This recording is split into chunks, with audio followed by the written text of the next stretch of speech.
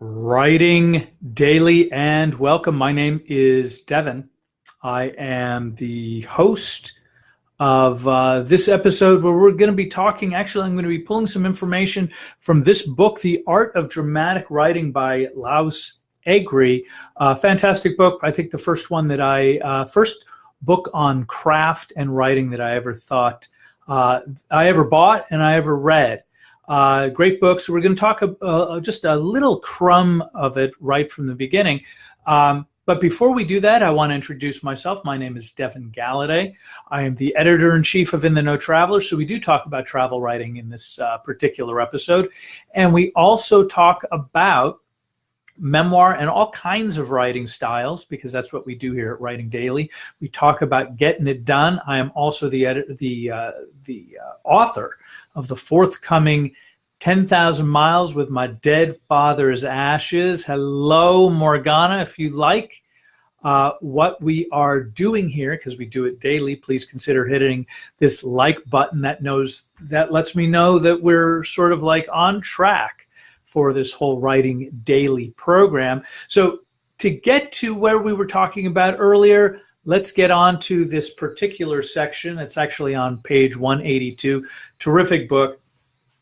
And it's under the heading of the point of attack, which is really just kind of like you've engaged your audience, and how are you going to do that? What are you giving them so that they're inspired? So I'm going to start here where he talks about, and I'm quoting here, it is pointless to write about a person who doesn't know what he wants or wants something only half-heartedly.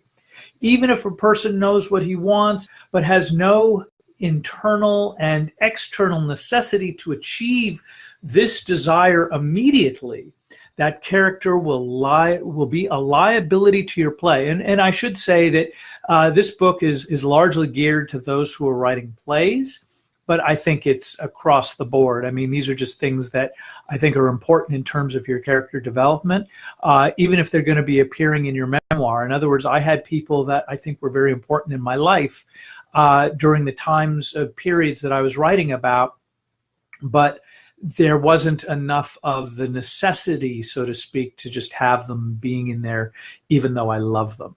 So he goes on to write, what makes a character start a chain of events which might destroy him or help him to succeed?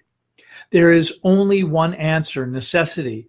There must be something at stake, something pressingly important. If you have one or more characters of this kind, your point of attack cannot but be good.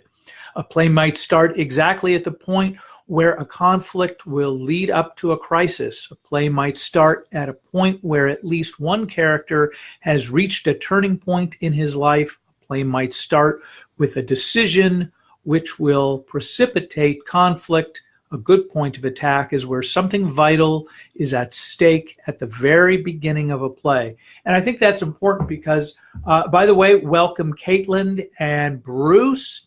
Another day of life. You nailed that one, Bruce. So anyway, this part that I'm talking about here, this notion, is that we have to have something at stake for your character. And it doesn't matter whether you're talking fiction, nonfiction, novels, plays, whatever it might be. Something has to be crucial going on for the character, in part because you have to care about what's going on. So if there is something that's major that's happening in the life of the character, we want the audience to have a moment or two where they can go, wow, I like this character. I don't want this terrible thing to happen to them. And I think it's a critical moment.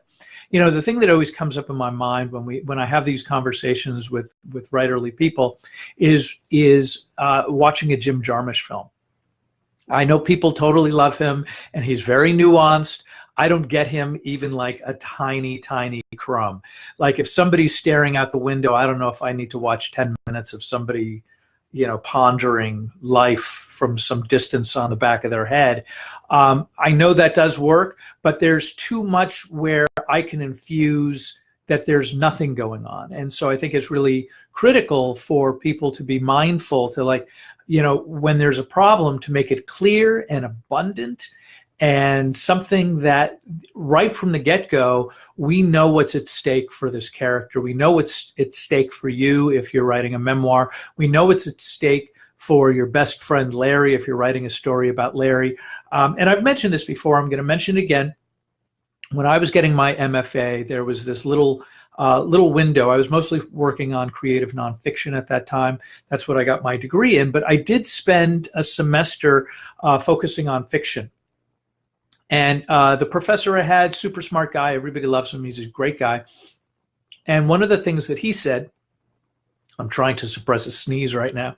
One of the things that he said, that if you're writing a short story, it kind of needs to be one of the 5 worst days of that character's life, period, across the board. And I think this has a lot of merit. I mean, I think it kind of falls in line with the idea that bad news travels faster than good news. And so, I mean, this is kind of an off-topic thing of whether or not we have to have something bad happen to our character to have it be meaningful. But I think what's more important is that there has to be something at stake, and where your character is emotionally invested in some sort of an outcome. In other words, God forbid we have a character or somebody in our lives that we're writing about who has some dread illness. I think what's important is having a sense of what that illness means to that person, whether or not they lose their job, whether or not there is something they've worked their entire life for. I don't think we want to necessarily be on the whole trip of they're trying to figure out what their life purpose is, although that is interesting and important. It's not necessarily the kind of things that people will keep turning pages forever and ever again, unless we know that there's something really significant going on in their lives that's making us want to turn that page. Because one of the things that we have to remember as writers is that we are drawn, like the computer is going to make a ping noise and we are going to jump to it to see who checked us out on Facebook or LinkedIn or one of the million social media things that we do that kind of makes up our lives. So it's really important to be exceptionally mindful from page 1 that we know what's at stake for the writer. Or pardon me, we know what's at stake for the character on the page. And I think this is one of those crucial bits that always, when you have a chance, and by the way, if you like what we're doing, make sure you consider hitting the like button. And by the way, welcome Jay, Eric, and Alan. Good to see you here. And so we're just going to keep talking about writing. That's what we do every single day. By the way, if you ever miss an episode, I put these on YouTube.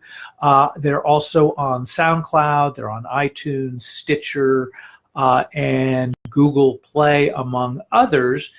So we're constantly branching out. So if you like what we're doing, make sure that you hit the like button, subscribe at one of the things that I just mentioned before. And of course, I do these Facebook, live things, which gives me every opportunity to fail miserably in front of a live audience. Anyway, I think that's what we've got for today. Just make sure that when you are writing your story that we get straight to the action, get clear on the things that the audience is going to want to know about, the problems that they're trying to solve, and what's at stake for our characters, because they need to have passion and desire. So hit that like button. Matter of fact, hit the wow button once in a while if that turns you on too. Always appreciated. But that's what I've got for today. Thank you so much for joining me. And we'll be here again tomorrow with another episode of Writing Daily. Thanks so much, and we will talk to you again soon.